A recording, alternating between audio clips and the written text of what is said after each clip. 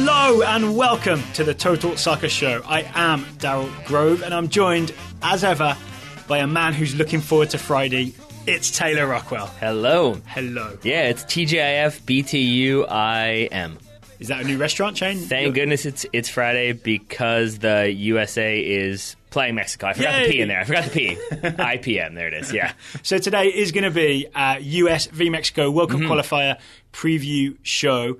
But first, we should explain why there was not a Total Soccer Show on Wednesday. We were going to do a look back at greatest moments in the US-Mexico rivalry. The basic explanation is we were kind of shocked by the election results. It's fair to say it was not the result we were expecting or hoping for. Yeah, so we took a mental health day. I'll interject to say, we try to be about as apolitical as we can be on the show. Sometimes it sneaks through. We've heard about that before. You can see that in our reviews.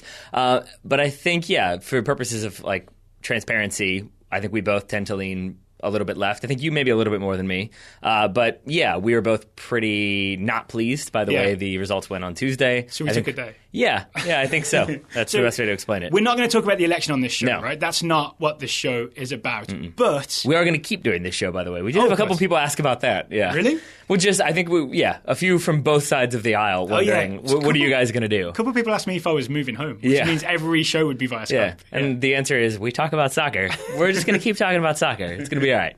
But the presidential election does provide some context for Absolutely. the US-Mexico game because of Trump's comments about Mexican immigrants, right? Yeah. And we have to talk about that in the context of this game.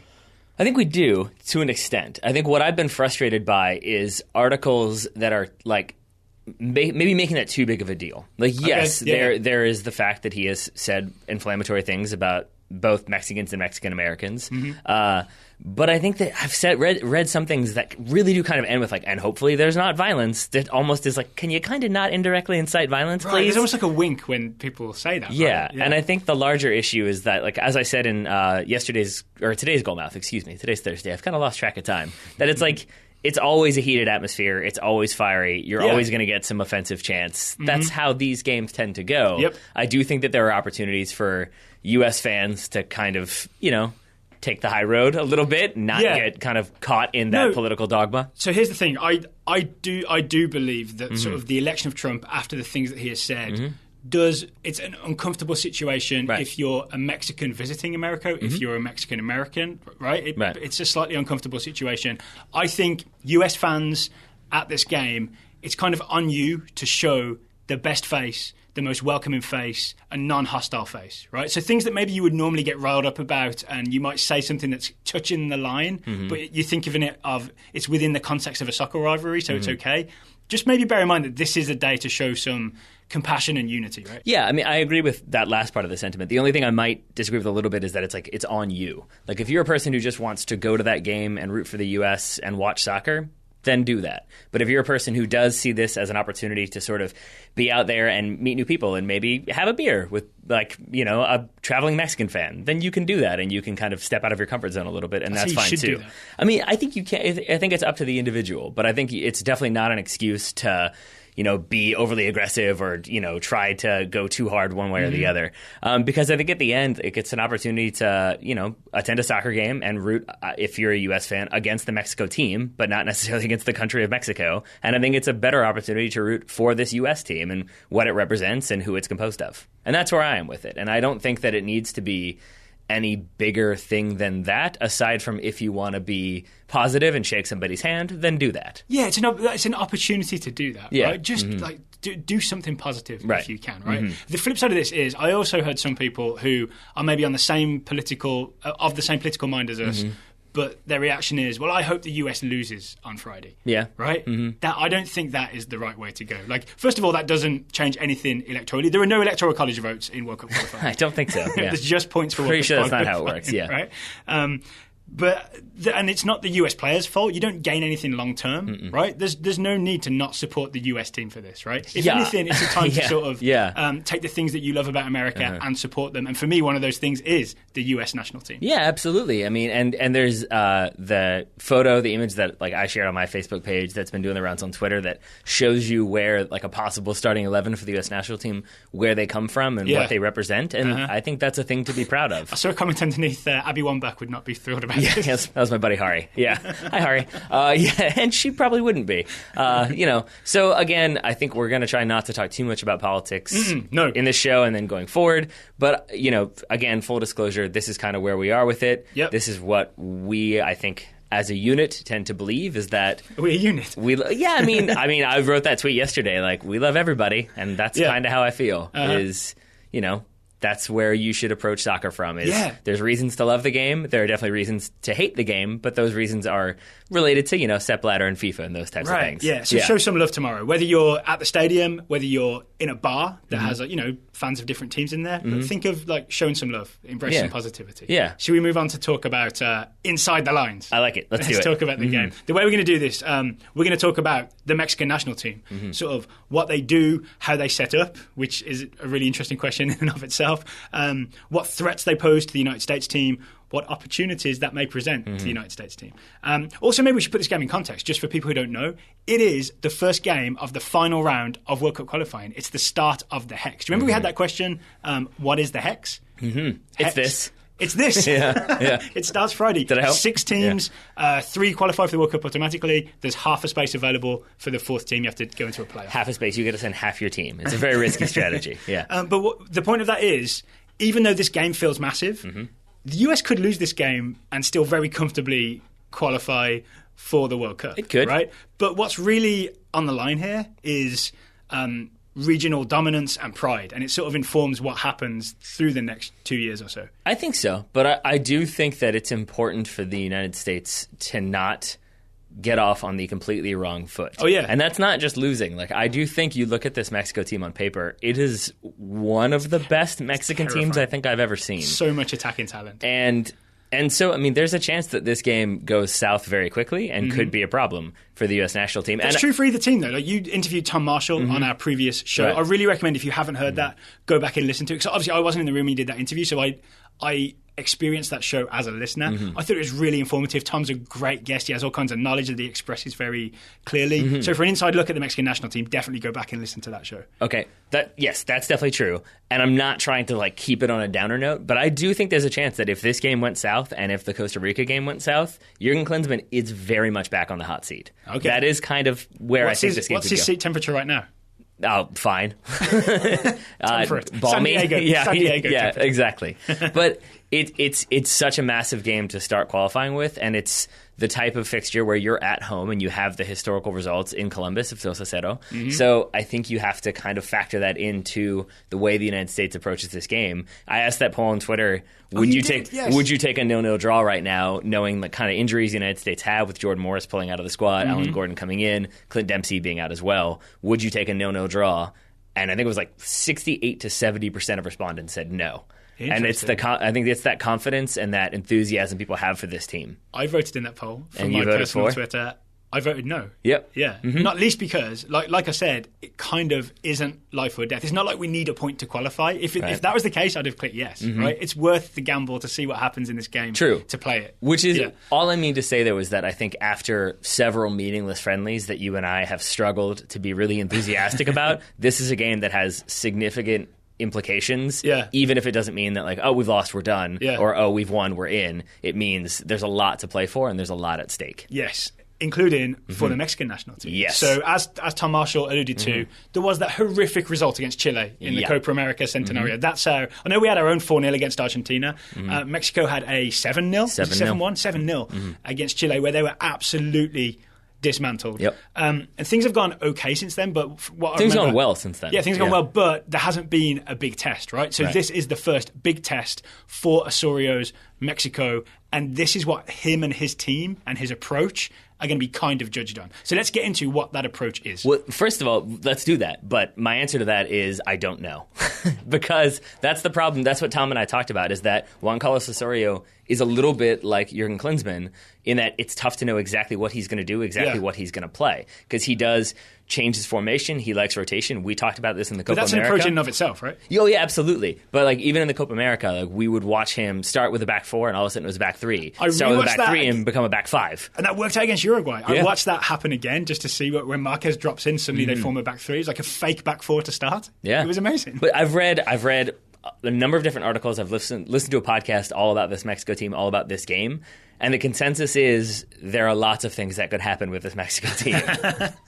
Well, can I give you my guess? Sure. Because I rewatched the New Zealand friendly, for example, which I know Osorio mentioned as something kind of similar to playing the US. I think you meant physically more than anything else. That would be my guess. Yeah. I do think we're going to see some version of the 3-3-3-1. Right. Right? And if you think of those numbers, it kind of is a 4-2-3-1. If someone just steps back into the back, it's more conventional. But if, say, it's Rafa Marquez, if he steps forward into midfield, it is a back three defensive midfielders in a way, 3 attacking midfielders, and then a striker, but with lots of flexibility and moving around in between. Right. Yeah, and I think you're going to see that like on the fly adjustment.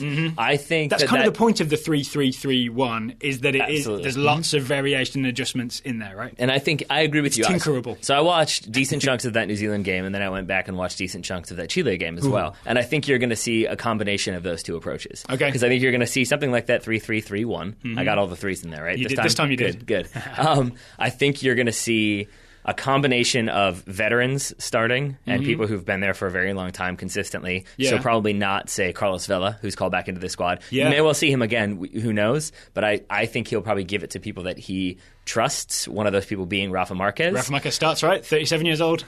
But as Tom Marshall said in the interview and in a couple other places, it does seem like Juan Carlos Osorio, for whatever reason, is very scared of the U.S.'s aerial ability and size on set pieces. So I think you're going to see some combination of technical ability, pace, with those big players. And I think there's a specific reason outside of set pieces why he wants height and size in his lineup. Can I have a guess at this? Sure. I think it's because it's not just he's looking at, say, John Brooks and Omar Gonzalez and, say, Michael Bradley, who are all great in the air. It's not as if the US is constantly like winning headers and has a big target man or anything like that, right? I think it's more that he's just very aware that players like, I'm looking at my sheet here because we went through this earlier and looked at heights, Tecatito and Guardado are like 5'8" and 5'7", and like there are like too many of those little attacking midfielders who could eventually just get bodied off the ball by, like, even the smaller guys on the US. Pulisic is an outlier at 5'8", but like Bedoya, Zuzi, all those guys are like 5'10", 5'11". Even the guys, if not taller, the guys who aren't big are still bigger than your average Mexican attacking midfielder. Yes, right? I think that's a fair shout, but there's another reason why I think he wants size in there. Okay. And it's because if you go back to that Chile game, Mexico tried to play out of the back. They tried to play on the floor and possess from defense. And that is an Osorio hallmark, right? It is. Yeah. But if you put them under pressure and you kind of cut off their options, eventually they have to kick it long. Right. And what kept happening in that Chile game was they would kick it long and they would lose that 50-50 ball. Chile possessed the ball and come right back at them. So they need someone bigger for a plan B. And I think he wants to be able to defend set pieces and win set pieces, but also have somebody up there who can win that long ball, and it's not just immediately a turnover that the United States can then possess and come at you. So the bigger strikers, maybe Uribe Peralta. He's not massive, but he's decent in the air. I think he's like 5'10" or so. Or the more obvious one is Raul Jimenez. That's the one. 6'3". Yeah. So it's Raul Jimenez who does have that size, and then maybe in the midfield you've got a player like, say, Hector Herrera, who seems to be out of form at Porto. Yeah. And maybe is on the outs with this Mexico team, but he is in the squad, and I think he's maybe in that squad because he's 5'11". So he's a good technical player. He's got ability. He's probably in the squad just for historic influence and form. Yeah. So he has that technical ability, but I think that is part of it, is that if you want that size, he gives you that larger presence than, say, Andres Guardado at 5'7". Yeah. And Orbelin Pineda, who's 5'6", I think. Is he the younger guy? Yeah, he's 20, yeah. So I mean, what about Chicharito? Where does he fit in if Raul Jimenez? He's the outlier because he can jump, I think, 17 feet in the air. So like he's not that tall, but he can challenge for everything. Ant-Man legs. He can jump, man. And I mean, it's been a while since I've seen him with regularity. Yeah. But I remember how high he can jump, and he is always an aerial threat. Famously, Chicharito is Spanish for springy feet. That's That's not true. It's Spanish for little p. I know. Before everybody emails in, I know. How dare you? But I wish it was springy feet. I don't know what the Spanish is for that now, because I don't know.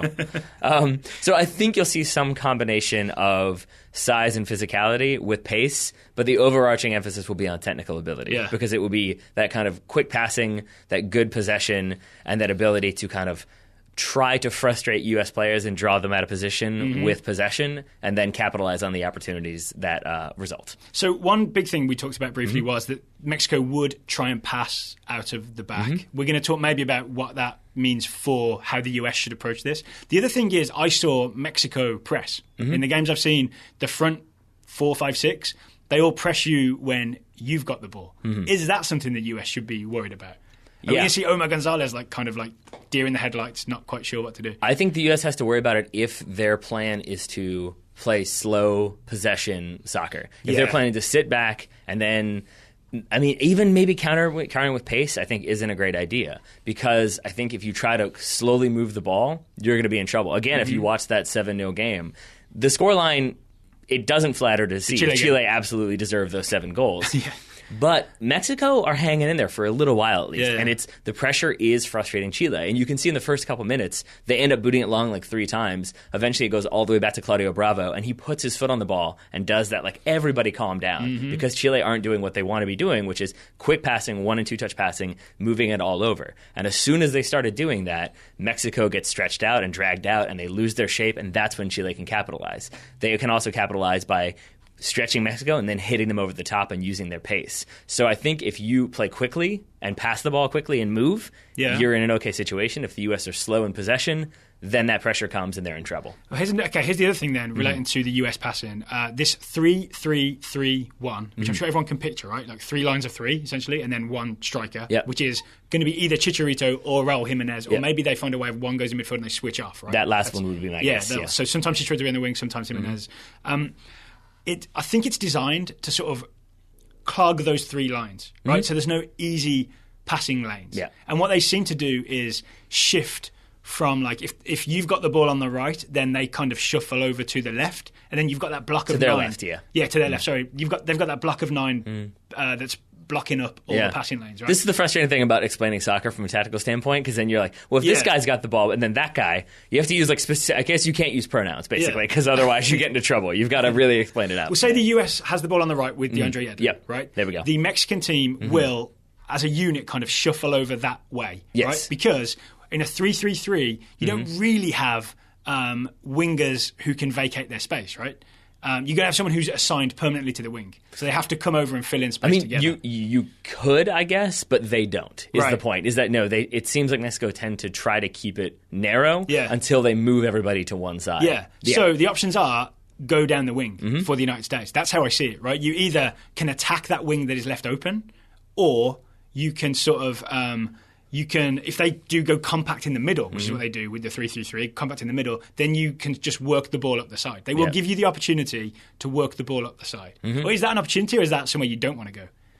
I think it's what you do want to do. I think it's an opportunity to go down that side. I think it's going back to the Chile game. I forget who was Chile's left back, who was all over the place all the time. I can't remember his name, but he was in the first 15 minutes, he is involved in every single attacking move that Chile have, because they use that pace to get all the way down the field, and they do it with the regularity to punish Mexico. And then Mexico then have to adjust to that and start maybe trying to track back a little bit, maybe trying to keep that side locked down. And then that's where that compact 3 that's moving from one side to the other slowly starts to spread, and then you have the gaps. And that's where I think it is an opportunity to attack one side and then switch and attack the other. Yeah, so to clarify, because I realise I sort of said that several different ways and may have accidentally confused people through poor communication. Essentially, because of the 3-3-3 that goes up the middle, they're clogging the middle, right? So there's not space to pass through the middle. There is space on the wings. Gotcha. Their plan is to push you to the wings. But I think for the United States, if you just recognise that and sort of accept that that's what they're going to do and that's where the opportunities are,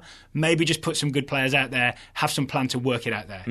Get Christian Pulisic playing on the left and know that we can work it down there. Get him paired up with Fabian Johnson on the left, something like that. I like that. We're going to talk more about what the U.S. could do later on, right?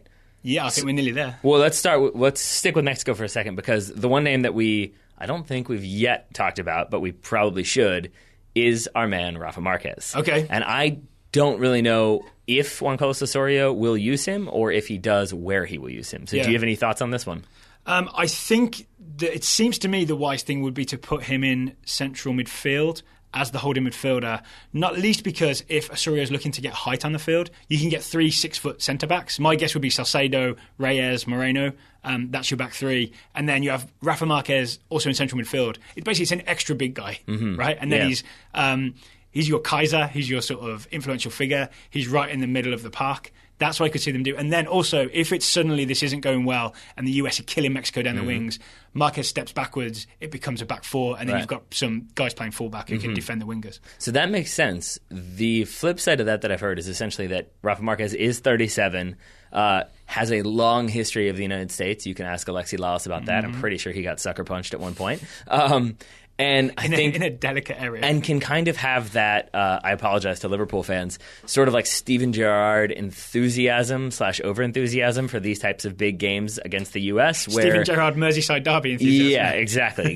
Thank you for clarifying, because I think people for a minute were like, when he hates other teams in MLS.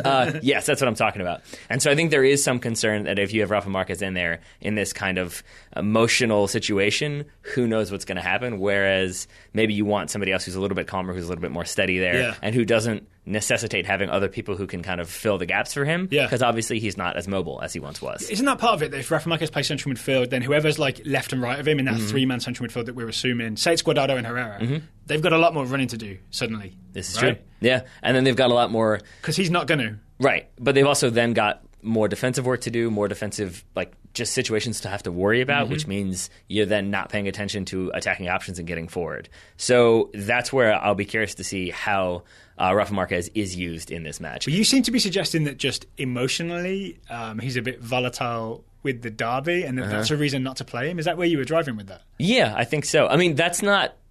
I didn't know that. So what I've really enjoyed... Like a Totti de Rossi at Roma. Yeah, kind of. Basically... I approached this game, my just initial approach was Mexico, as we said, this is an incredibly talented team with a lot of skillful players, a lot of technically sound players. And I felt like given the results, the way they've gone recently for this team, that Juan Carlos Osorio had kind of gotten the backing of both the team and the fans and the media. It sounds like he has gotten the backing of the team, maybe less so the media and the fans. And so it seems like there is a lot of pressure on this team. And with that, it seems like maybe there's pressure on individual players like, say, Rafa Marquez. And that's one who I just assumed everybody was happy to have back in the team and playing. We saw what he did in those early round games for Mexico in the Copa America, and it felt like he was going to be able to do that again here. It seems like maybe that's not the case. It seems like pundits are kind of worried about his lack of mobility, his kind of hot-headedness. Then if you take him out, though, then you have maybe a lack of height in midfield. So it seems like there are lots of kind of... And if you put him in the back, then he's a danger because he's not too fast and someone's going to run past him. Like Bobby Wood's going to burn him. Yeah, and so really I think there is kind of... I wouldn't say it's like a thing to capitalize upon, but it's a thing that if you're a U.S. fan, you can kind of take a little bit of solace in, which is that of the two people who... are on the of the two managers, Juan Carlos Osorio's position is far more tenuous. Yeah, his seat temperature is much hotter than San Diego. Yeah, right? And so I think he's more like Atlanta in the summer. And with that, he's a from everything I read, very smart, very cerebral person who does a lot of introspection and self-reflection. Yeah. But I think he could also be aware that he needs to do something in this game, and this team needs to get some sort of result that isn't losing 2-0. Oh, so he might do something desperate to change the narrative. Or try to do the kind of Pep Guardiola-esque overthinking and making it too complicated. Well, he's already going to overthink, right? Yeah. That's going to happen. That's what he does. So I think if you're a U.S. fan looking for things to be excited about, seeing what he does in those first 10 minutes and how they change and adjust and what random things maybe all of a sudden occur, it's definitely worth keeping an eye on. All right, we should definitely move on to talk about what we think the US national team should do. But before we do that, Taylor, we're going to break for a quick ad in which we talk about soccer books, specifically soccer books you can put in your ears.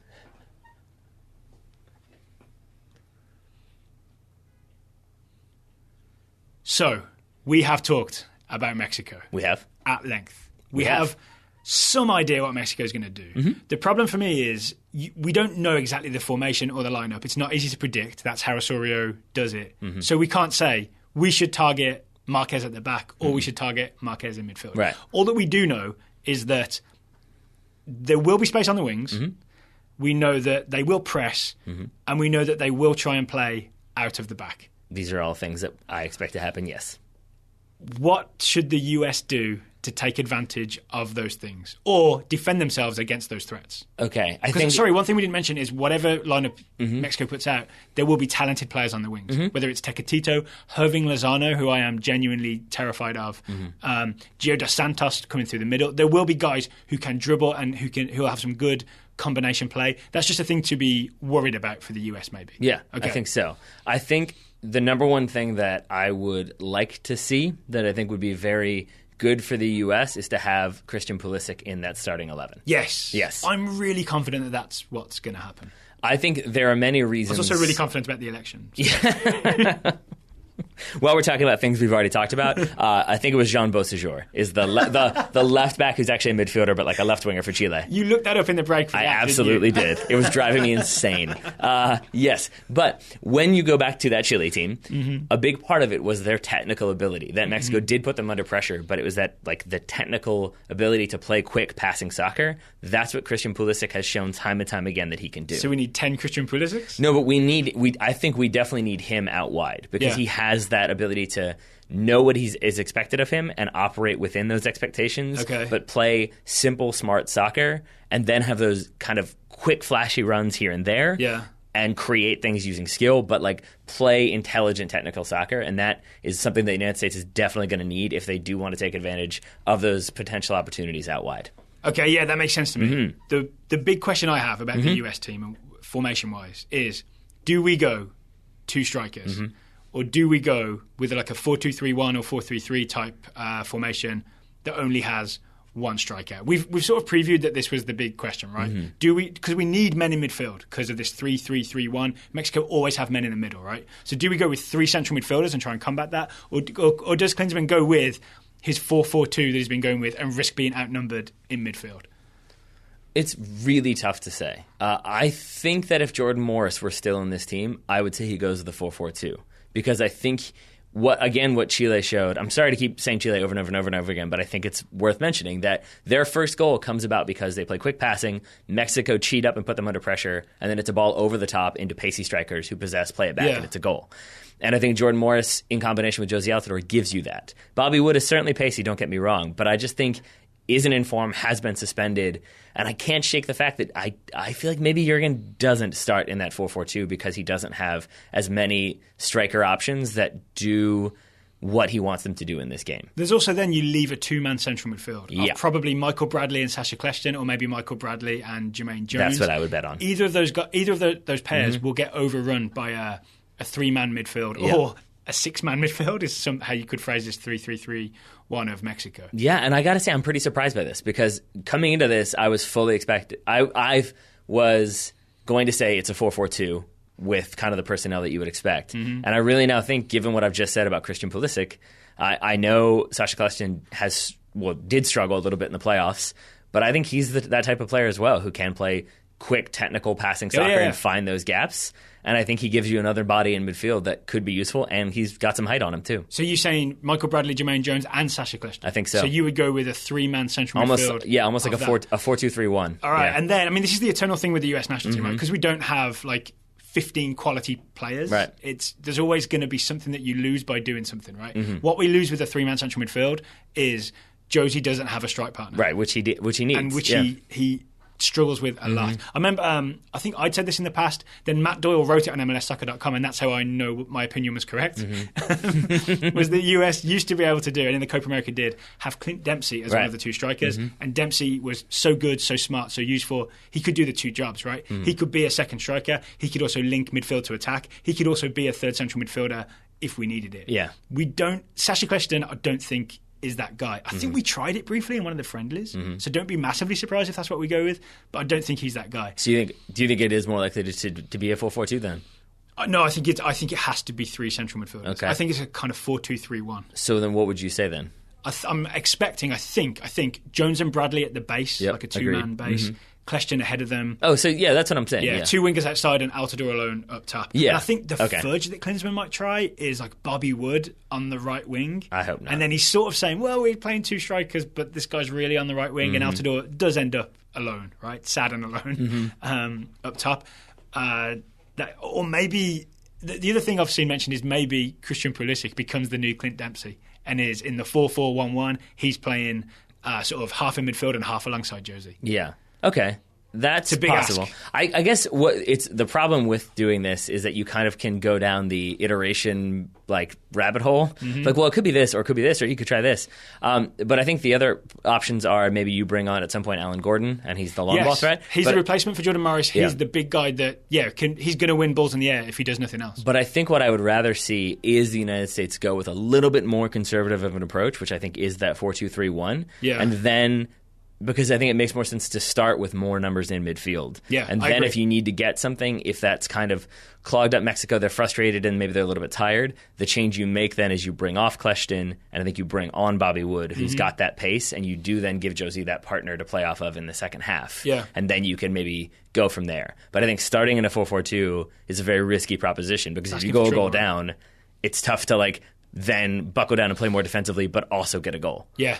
Yeah, you set yourself up for all kinds of trouble, basically. The other wrinkle here is... I'm genuinely surprised by myself here. That's good. Yeah. The other wrinkle here is Jermaine Jones' fitness. Right. So he played for Colorado Rapids against the LA Galaxy, but in the conference semi-final, second leg. But that was his first game back from injury.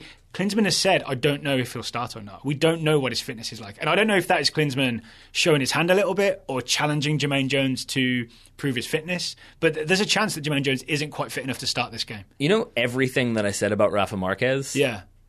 Jermaine Jones. Go ahead. I mean, Jermaine Jones has a tendency to let the... Apple C, Apple V? Well, kind of, yeah. I mean, think about what I've said about Rafa Marquez there for a second. Yeah. He's a little bit older, so you worry about his stamina. Jermaine Jones, and also his injuries. Sometimes tends to let the occasion get the best of him and get stupid cards or get into stupid altercations. That fits. But is a very important player, both in terms of the midfield and the defense, and is that leader that it sounds like Rafa Marquez has a strong relationship with Juan Carlos Osorio. I think some people expect him to even maybe go to the World Cup, the next World Cup, as a manager or assistant manager. Not the manager, but as a coach. Yeah. And I think Jermaine Jones kind of has that relationship with Jurgen Klinsmann too. There's a lot of similarities there that I'm surprised, again, to find myself saying. So I think he does, for those reasons, I think he does get the start if he is even remotely fit enough for this game. All right. If we go just Josie as a lone striker, I'm thinking Pulisic has to be on one of the wings. Bobby Wood was the choice I don't want because I think it's kind of a fudge. I'd rather have a proper winger. Yeah. Who would you like to see maybe on the opposite wing to Christian Pulisic? Well, you said a proper winger, and my answer to you is Alejandro Bedoya, who I think isn't necessarily a winger. Yeah, but it will do a good job out there. I think so, but I mean, then this is the problem with this U.S. roster. I can see it's Alejandro Bedoya hasn't had the best of times at Philly lately. Then you've got Graham Zusi, who's another option. You've got Julian Green, who's another option. But I think if I'm going... That's neither a compliment nor an insult, is it? What do you mean? He's another option. No, I mean, it's just I don't trust him to do the defensive work that will be necessary. Fair. I think he's another impact sub who you might see get a start or at least get minutes against Costa Rica. Maybe he gets them against Mexico. But I think you want a player who can do the kind of shuttling defensive work of, say, an Alejandro Bedoya. I think basically you want to go with veterans who can execute a Jurgen Klinsmann quote-unquote game plan. I'll tell you what I don't want. DeAndre Yedlin on the other wing. Yeah, that's fair. Right? Yeah. Because that's something that I'm looking at, like Timmy Chandler and Fabian Johnson as fullbacks, and Klinsmann thinking, pace on the wings, DeAndre Yedlin. I just don't think... I mean, you know my concerns about Yedlin playing farther forward, right? It's like not technical quality, not quite enough. You've gotten a very passing smoky, steamy voice all of a sudden. Well, you've gotten real quiet, very NPR-ish. I just know that it's very unpopular to not like having Yedlin far up the field because people think of the pace and think of the direct threat, and he has had his moments. I don't think that's an unpopular opinion anymore. Right? I think that the hype on DeAndre Yedlin has definitely dropped off a little bit, and I think generally I've seen a more practical approach to him, which was that he gets dumb cards, he kind of does dumb things, and he tries to get forward a little bit too much to his and his team's detriment. And I think that's kind of the read on DeAndre Yedlin right now. Has been playing better with Newcastle, and so we'll see what he does in this game. But I think, he definitely is, in my opinion, more likely to start as a right back and still get forward and still be involved in the attacks, but not be the end-all, be-all of the U.S. attack. Right. At least I hope not. Until they're defending a corner and we put Yedlin up top. Yeah, well, of course. We always do that, and it's never ever worked. Nope, sure hasn't. But, we'll see. Should we switch to the defence a little bit, maybe? Sure. So we'll have Bradley sitting in front, we think. Klinsmann's switched to this, right? This is the new plan. We all love it. It works. Bradley at number 6. John Brooks is going to start, unless there's some freak injury. John Brooks looks fit. It would have been Jeff Cameron. He's not in the squad. He's injured. We keep thinking his centre-back partner is going to be Omar Gonzalez, mostly because that seems to be being half reported. It just seems to be it's another one of those things. I think we talk about this with every U.S. roster lineup sort of debate, that I do feel like members of the media start to talk like about random names that you're sort of like, why are they talking about this guy? Why are they talking about Kleshtin all of a sudden? And then all of a sudden he's in the camp and starting. And Omar Gonzalez seems to be that guy in this roster where everyone is sort of like, it'll be interesting to see how Brooks and Gonzalez play together. And it's like, wait, what? Are we just assuming they're starting? And it seems like most people are, so I'm good to go with that. Yeah. All right, and then we imagine then DeAndre Yedlin right back, Fabian Johnson left back. Both of those guys, I like both of those at fullback. I still don't trust them fully defensively, but I like more what they offer going forward, especially Fabian Johnson. When he combines with his left winger, that's when the magic happens for the US, right? That's when we start making passing triangles, and Johnson's got great movement. But they will be up against some dangerous players. Right? Yeah. If Tecatito starts, if Irving Lozano starts, both of those guys can run at you and turn you inside out. And I think that's absolutely true. And I think the man who could have the most responsibility in not letting that happen is Tim Howard. And he is going to be starting. And I don't mean that. Right? Yeah, and I don't mean that just because he is a very good goalkeeper who makes saves. I mean that because you need a goalkeeper who's going to let that defense know. If they make a mistake, he's going to let them know. If they are not tracking their man, he's going to let them know. If he sees something wrong, he's going to let them know. Yeah. Tim Howard is in form. We saw him save some ridiculous penalties for Colorado. Yeah. Get out of here, Ashley. Yeah, exactly. I mean, he's in form. He seems confident. He seems like he's kind of ready to go and up for this one. Contrast that with Brad Guzan, who's not getting minutes from Middlesbrough. I don't think would be in the same level of confidence, and it makes me really happy that Tim Howard is going to be the starter. In some ways, it's good for the US that there's an obvious choice. Yeah. Right? We almost don't have to talk about it. It's obvious who should play, who's in form right now. Yeah, and especially so because for some reason, I don't even know if it's an underrated thing, but it's one of the less talked about aspects of Tim Howard's game is his distribution. Yes. And we saw it for Colorado's goal against LA. I mean, and then it goes back to the USA-Algeria game. It's that ability to just fast throw, rocket throw a 40, 50-yard ball to someone's feet. It's and especially if Mexico are going to give us the wings, if they're going to shuffle over to one side and leave the other side open, the fast throw out from Tim Howard may be the US's best weapon. Tim Howard, fast out to Christian Pulisic on the left, Pulisic dribbles in, low ball across Josie Altidore, everybody celebrates. He does seem to enjoy throwing it to the right, but it definitely makes sense to me to see him distribute to Christian Pulisic because he does seem like the guy who can settle that 60-yard bullet and then go straight at a defender. Yeah, and again, that's my concern with Yedlin. If that throw comes at him, it's going to take him a couple extra seconds to settle it. No, he'll eventually get there, or it'll bounce off him. Okay. Okay, so we've gone through our lineup more or less, right? Yeah. What about just the plan?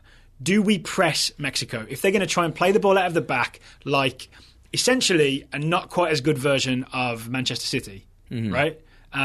Do we risk it a little bit, push people forward, close them down, try and win the ball back off of them up high when they're passing it out? I'm going to give you two answers. I'm going to give you what I want, which is, yes, I want that to be the case. Yes. I think it's risky, right? Because if they go through us or if they successfully go long, then there's trouble. I want it to be sort of like what, and I think this was your point, of like what Manchester City have done at times this season, what I think Colombia did in the Copa America, which is you reset and then you press. So you kind of get... What Spurs did to Man City is maybe the best example.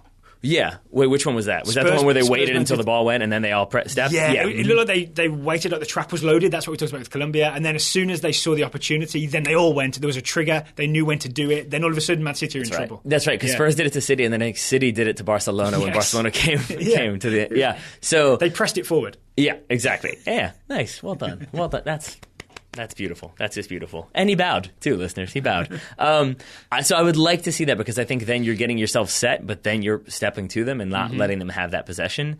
The problem, and I don't even mean this as a criticism, and I'm not trying to just pile on, because I think it's just the reality, is that takes an insane amount of work in practice. And it takes an insane amount of drilling and pressure and research and preparation, and that is not the hallmarks of Jurgen Klinsmann's managerial tenure. I'm going to agree. So what does that mean then? We can't do it?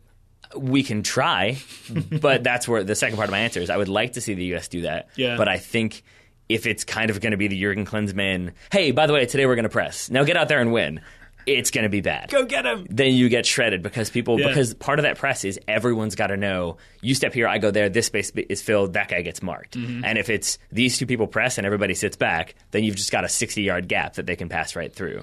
So I would like to see the U.S. press. I won't be surprised if they do, but I also won't be surprised if, as we saw a couple different times throughout this year, there's some players pressing and there's some players sitting 30 yards behind them. That's going to be the scary thing, right? If we see that happening, I think the U.S. could potentially be in trouble. Yeah, I think so. And actually, let me amend that one more time just to say that if it's the two forwards, I think it's way more likely to see pressing. If it is a 4-2-3-1 with Josie Altidore by himself, then I think that's less likely. Okay, that's interesting. What about the other way? When the US has the ball in the back, right? Say the ball goes out to Fabian Johnson, he squares it to John Brooks, suddenly the US is like ready to build some sort of attack. Mexico come and press us, which is a thing that we've definitely seen them do. So against New Zealand in that friendly. What's the US's best chance? Is it to try and pass their way through, try and find the feet of Michael Bradley and hope he finds Sasha Kleshtin and hope we build something through midfield? Is it to just go direct to the wing? Do we just force it out wide as quick as we can? I think it's direct. I think that's what it is. And I think it is... But are we then letting them force us? They're telling us where to go and we're saying, okay, yeah, we'll play on the wings. Yes, but I'd rather it be we are preparing for like the product of what they're going to be doing, as opposed to we're just going to do it and we'll see what happens. And then it's like that doesn't necessarily make sense, but you know what I mean? It's like if we say yes, they're going to press us, but we think we can pass our way out of it, and then the United States gets caught twice in that, and then it's like never mind, just play it wide. Like I'd rather be like bypass that first step and just say like let's play it wide, and then if they press us there, then we can start trying to play through the middle. Okay, so if you think they're gonna try and force us to the wings, so we say all right, we'll take the wings and we'll show you what we can do. Yeah, because I think you have to have the numbers and the awareness to be able to pass quickly and move quickly. And it kind of depends on the formation and who's in there, but I think it's a safer option. It's got to be Pulisic on one of the wings. I think so, but I think it's a safer option. Am I overhyping this Pulisic thing? No. Am I falling into the trap that if you notice all the mainstream media stories about he was on Pulisic, The Herd yesterday, right? Or whatever that show is now. There was a story in the Wall Street Journal. At least their online version. Yeah. So just an example. Am I falling into that trap too much? Or is he a major thing that we can insert into this game that we didn't have last time we played Mexico? I'm pausing to think about this. And I mean, I'll couch it and say that he is, one of the 3 to 4 most technical players on this U.S. team? Yeah. I mean, maybe there's a couple other guys in there, but I think and that's why it's not just that it's like just give the ball to him, he'll score a goal. It's more like give the ball to him, he will settle and play smart, and I think that's what we're talking about. Yeah, okay. And so I like the idea of playing it wide, combining with Kleshtin. I'm excited for that. Yeah, or play it wide, drop it back, swing it to the other side, and now Mexico have to switch, and they have to move those 3 to the other side, and they get a little bit stretched, and you can kind of move it quickly that way. So maybe the goal should be, Pulisic's on the left, maybe the goal is we attack down the right, but it's kind of a decoy. And then we drag them over to that side, and then through Bradley or Jones or whomever, we switch it to the left where Pulisic is waiting with some space to run at Mexico's back 3 and look to get in the box. That'll work for me. Yeah, I like these things. Okay, that'd be a thing to look for. If that's happening, then things are good. Alrighty, so that game is Friday evening. Yep. I think we're going to do 7:45 on Fox Sports 1. There we are. Then we're going to do a quick take, hot take immediately afterwards, and then depending on levels of energy, depending on how the game goes, we'll either do a full recap, full review that evening, or it might be Saturday morning. So yeah, definitely by Saturday sometime you will have the full recap. Quick take, hot take immediately after the game, Friday night. Yep. All right, there's another game happening Friday time. There sure is. Do you know about this? I did, because we're going to be in studio watching. We've already talked about it. What do you mean, do I know about it? Well, I want to make sure, because you hadn't mentioned it to me. I had to remind you earlier. It's England v Scotland, the world's first ever international game, 1872. This one is. At Wembley, World Cup qualifier, England v Scotland. First competitive game since 1999, when there was a Euro 2000 playoff between England and Scotland. The Wayne Rooney being the captain. Yeah, so the news is Gareth Southgate, if he wins this game, the consensus in the press seems to be, if he wins this game, he will make himself permanent England manager, at least until they find somebody better. There was a story today. World Cup 2018, basically. There was a story today of Manuel Pellegrini confirming that when he interviewed and was hired by Man City, that it was like, yeah, we're hiring you, but as we want Pep Guardiola. Yeah. So as soon as he expresses interest, then bye-bye. I wonder if there's that same... That's fair, though, right? I'm actually not upset about that situation for Pellegrini. I like the honesty of what happened there. I think so. I mean, I think it would still be a little bit rough, but, it is what it is. But I guess I would be surprised, but I would find it hilarious if they did the same thing, the FA, if they're like, Gareth, we really want you to have this job. You've earned it. You've shown that you can do it until Arsene Wenger is available. Or Pep Guardiola. Yeah. Because that's what he needs, is the England job. So anyway, so it's big for Southgate. He has said Wayne Rooney will be captain and will start. So Rooney is back in, mostly on the basis of his more respectable form for Manchester United of late, right? That goal in Turkey was a bit good. Yeah, a bit good. Combining with Zlatan last weekend. Who did Man United beat? Swansea. Swansea, thank you. Yes, 3-1. Let's not talk about that. Man, there's been a lot going on this week. Yeah. He's also said Jordan Henderson... That game seems like it was 10 years ago. Yes, Jordan Henderson will start. And the reason he said that, I think, is because it was a question about the captaincy, and Henderson was captain in Rooney's absence, right? But that's all we know. The difference from the Malta and Slovenia games is that Adam Lallana is back, which is a big deal. It is. Right? The form he's in and the form he was in before he got injured. England v Scotland. You know the other big story, right? The Poppies, yeah. The Poppies, yes. So, do the TLDR version of this. The Poppy... TL:DR, thank you. Is that in England, the Poppy, and in Scotland, the Poppy is a symbol of Remembrance Sunday, which is essentially the day where we remember everybody who was lost in wars. And the poppies are sold, and then the money raised from that goes to charities, right?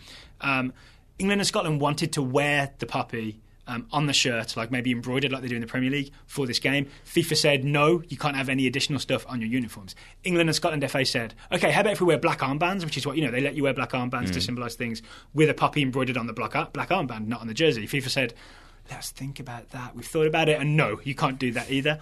England and Scotland said, all right, how about we do it anyway, and then whatever happens after that. Yeah, they really have called FIFA's bluff on this, and I'm kind of proud of the English and Scottish FAs for sticking to it. Yeah, I mean, I think there's not saying that this is the precedent for that, but like Michael Bradley with the captain's armband after the Orlando shootings. Yeah, exactly. Same thing. It was like an $11,000 fine, I think, that they just paid. Yeah. They're like, we're doing this. I really think those things are worth doing. I sort of understand what FIFA, where they're coming from, in that you don't want to suddenly have all kinds of... you don't want international soccer to turn into NASCAR. But I think there are very specific things where it's worthy and honouring necessary. People who have fought and died for your country is slightly different than we want Pennzoil on our shirts. Is that okay? Yeah, exactly, yeah.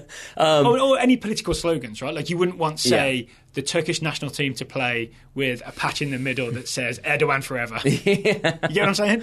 That might happen someday soon. But it's good that that's not possible. Yeah. But something like this, which is sort of non-political, non-specifically political, other than it's like anti-war and we honour those who happen to be the victims of war. Yeah. You know what I'm saying? I think maybe the major issue here is that what they didn't do was say, how about if we give you 10% of the charitable donations, FIFA? And they'd be like, oh yeah, that's fine then. That's fine. But it's a bit like, I feel like I don't know how far we are into the Infantino reign at FIFA, but it's a little bit like meet the new boss, same as the old boss. Well, how so? Just because this is the same sort of nonsensical thing that has always happened with FIFA. Yeah, I think so. Right? Yeah. I mean... like an inflexible interpretation of the laws. Yeah, I'm not surprised by it at all. It just kind of is what it is. And I think it's good that they're just going to do what they want to do. I do too. Unless we end up with points docked on both sides. I mean, England and Scotland could both get negative 3 points out of this game. That would be a harsh line. It would. They wouldn't do that. Yeah.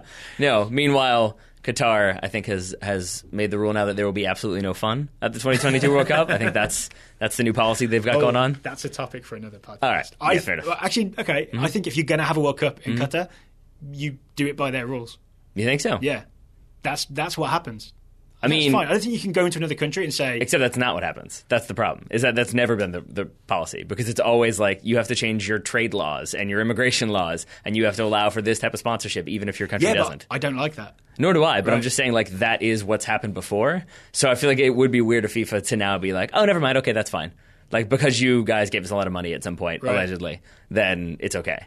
I just think that is FIFA sort of going back and forth. But, again, it's FIFA, so who's surprised? We'll definitely have time to talk about this. Assuming our podcast is still around in 2022. Yeah, we'll see. I hope it will be.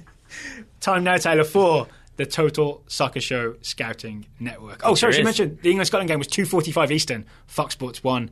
if it's exciting, we'll have a quick take, hot take. So we've done a good job of previewing this, right? Since Scotland is also there. Scotland, Gordon Strachan on the hottest of hot seats, like the hottest seat in Scotland. I guarantee that. Yeah. Stephen Fletcher, may be injured.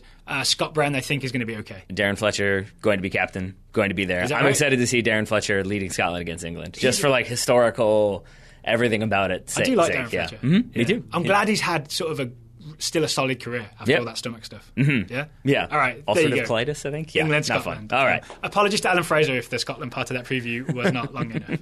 But hello. Yeah. Final part of the show, Total Soccer Show Scouting Network. We haven't done it for a little bit while I was away. We did one earlier in the week. We did. We have 4 updates on promising young players to keep an eye on. We do. First is from Taylor. Michael Lazar, scouting Andreas Christensen, the 20-year-old center back for Borussia Mönchengladbach. All right. Christensen returned to training this week. He played in a training match against Gladbach's U23 team, and afterwards said he's feeling good and doesn't have any more pain, which could also be like drug speak. I'm not sure, but I'm guessing it's not. He could even be fit to face... Everything's great. Exactly. All good. He could even be fit to face Cologne in the next Bundesliga match. All right. Good news for Andreas Christensen. Yep. Robert Grable is scouting Ovi Ejaria, is I believe. Ejaria. Ovi Ejaria. One day I will get it. The English-Nigerian player who is going to play for England, it seems. That was one of the recent updates, right? Robert says, what was his name again? Ovi Ejaria? Or Ejaria. Yeah, you tricked me. Ejaria made his league debut for Liverpool against Watford on Sunday. Oh, in the big win, right? Coming on in the 80th minute. He had a hand in Liverpool's final goal, flicking a back heel to Roberto Firmino during the run-up to Wijnaldum's goal. All right. Go Ovi. I'm going to call him Ovi from now on. I like it. Wes Kaufman, scouting Ayo Akinola, or Akinola would be my guess. 16-year-old forward for Toronto FC2, born in Toronto, playing for the U17s. I'm going to guess there's some parentage, lineage connections there. Ayo is fit, is at it again. The U17s, US U17s, played 2 friendlies in Jamaica against Jamaica's U17s. They won 4-0 and 3-0. In the 3-0 victory, Akinola scored with a decent instep finish off of a well-placed cross. It is a good finish. It's a little bit scuffed if you look at it, but it is also, he's kind of running, it's like one of those like moonball, bendy balls that's high and then bends, and then he gets on the end of it and I think hits it into the ground and then it bounces into the goal. But it's still a good finish. All right, Ayo Akinola for the US under-17s. I'm going to cross my fingers that he's not the new Tesho Akindele who ends up with the one-time switch. That's fair. Yeah. All right, final one today. Ed DeHoratius, Coach Ed, is scouting Federico Bernardeschi. Bernardeschi or Bernardeschi? Bernardeschi, okay. So saith my wife, who she knows. Speaks that Italian, yeah. She knows. She speaks that Italian. Ed says Bernardeschi scored Fiorentina's lone goal in what was, according to their coach, a disappointing draw with Sampdoria. The better news is that Bernardeschi was called up to the Italy squad for the upcoming World Cup qualifier against Liechtenstein on Saturday the 12th and the friendly against Germany on Tuesday the 15th. Bernardeschi is not expected to start, though he is expected to play. And I hope we'll hear about it when he does. I assume we will. Ed's been pretty good with his reporting. I did want to add, because I did have one note about Scotland that I didn't include, but it fits here because it's about a teenager. Oliver Burke. In Germany? 19-year-old for RB Leipzig, is playing for RB Leipzig and might be getting some minutes for Scotland in this game. He is in the squad. He is in that Scotland squad. So keep an eye on whether or not he plays or starts, if the camera cuts to him a whole bunch. If it cuts to some baby-faced youngster on the sidelines, that's probably who it is, Oliver Burke.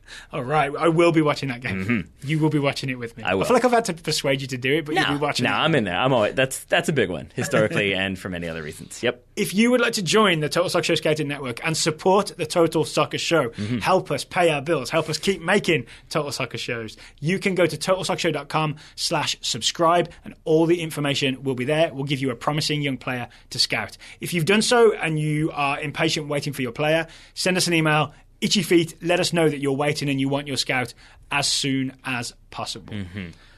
All that remains to say is, Taylor Rockwell, thank you for taking the time to talk to me today. I really do feel better for talking to you, by the way. Right back at you, buddy, on both accounts. Listeners, thank you for listening. We hope you enjoy the game Friday night, and we'll talk to you immediately after it.